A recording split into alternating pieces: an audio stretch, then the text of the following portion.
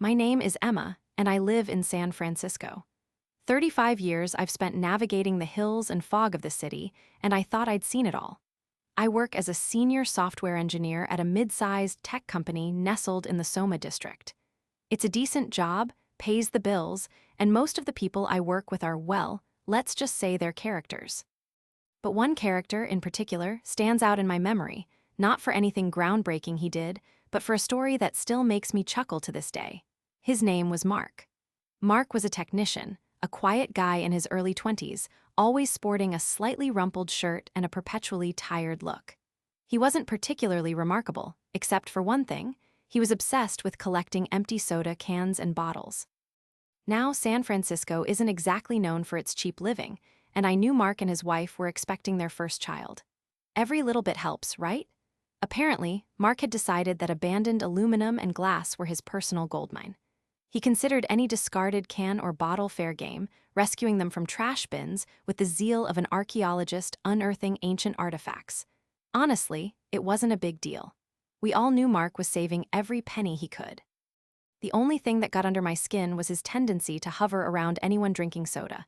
You could practically feel his eyes glued to your can, waiting for you to finish so he could swoop in and claim his prize. It was annoying, to put it mildly, like having a vulture circling your lunch. "Almost done?" he'd ask, trying to sound casual, his gaze never leaving the half-empty can in your hand. "Just enjoying it, Mark," I'd reply, taking an extra long sip just to prolong the moment. Petty? Maybe. Satisfying? Definitely. The thing is, we didn't begrudge him his collecting. We all understood the pressure he was under, the weight of impending fatherhood pressing down on him. So we tolerated the hovering, the expectant glances, and the occasional awkward small talk about the fluctuating prices of aluminum at the recycling center.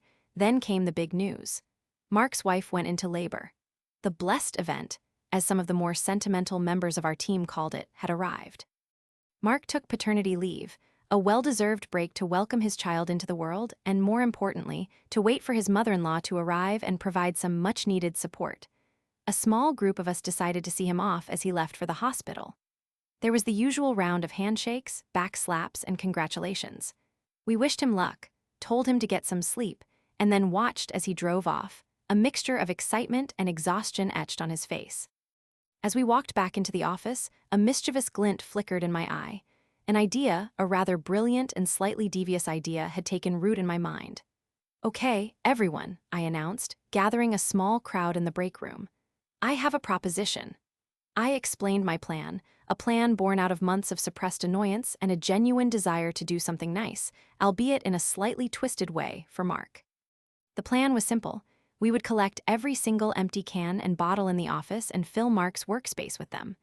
A mountain of recyclable treasures for the new father. The reaction was mixed. Some people thought it was hilarious, others thought it was borderline cruel, but in the end, the lure of a good prank, especially one with a good cause, was too strong to resist. The next few days were a flurry of covert operations. We raided recycling bins, pilfered cans from unsuspecting coworkers, and even started bringing in our own empties from home. The break room became a temporary storage facility, overflowing with aluminum and glass. "Are you sure this is a good idea, Emma?" asked Sarah, one of the junior developers, her brow furrowed with concern. "What if he gets mad?" "Nah," I said, trying to sound confident. "Mark's a good guy. He'll appreciate the thought, even if it is a little overwhelming." As the days passed, the pile of cans and bottles grew to an impressive size.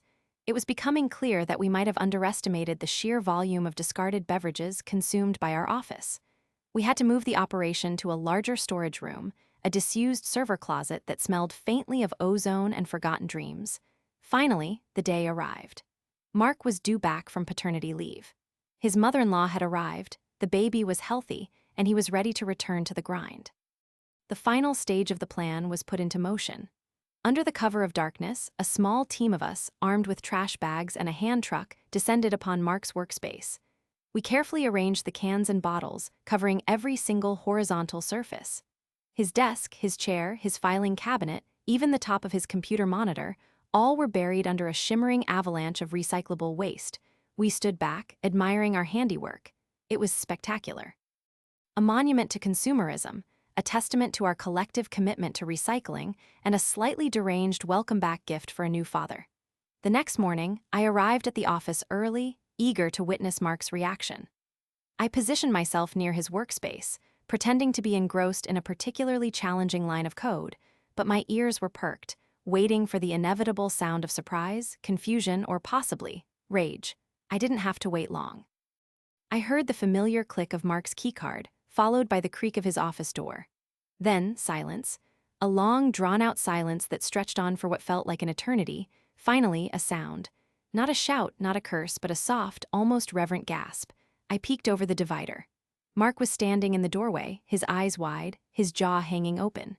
He looked like he'd just stumbled upon the lost city of Atlantis, or perhaps a particularly well-stocked recycling center.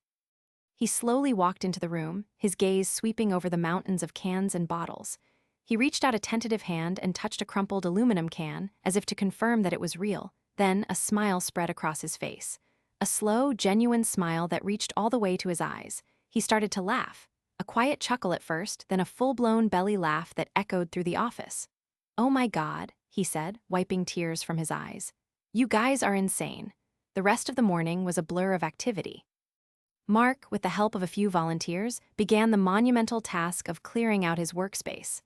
Trash bags were filled, the hand truck was put into overdrive, and the recycling center was bracing for an unexpected surge in volume. I watched as Mark worked, his initial shock replaced by a look of determined efficiency. He seemed almost happy. The weight of fatherhood, the financial pressures, the endless nights, all seemed to lift, if only for a moment, under the sheer absurdity of the situation. Later that day, I saw Mark heading out, several large trash bags slung over his shoulder. I caught up to him in the parking lot. "So," I said, "what do you think? Was it too much?" He grinned. "It was unbelievable," he said. "I've never seen anything like it. Seriously, thank you. It's going to help." He paused, then added, "How much do you think it'll be worth?" I shrugged. "I don't know, maybe a couple $100. Mark's eyes widened. "Seriously, that's amazing." I heard later that the final amount was indeed over $200, enough to buy a decent supply of diapers or maybe a fancy new bottle warmer. The story of Mark and the cans became a legend in our office. A reminder that even in the midst of the high-pressure world of tech, there was still room for a little bit of absurdity, a little bit of kindness, and a whole lot of empty soda cans. It was a story we told and retold, each time adding a new layer of embellishment, a new twist of humor. And as for Mark, he never hovered around my desk again, waiting for me to finish my soda.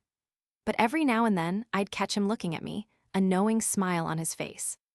And I knew, in that moment, that we shared a secret, a bond forged in the crucible of caffeine consumption and recyclable waste. A bond that reminded me that even the smallest acts of kindness, even the most absurd pranks, could make a difference in someone's life.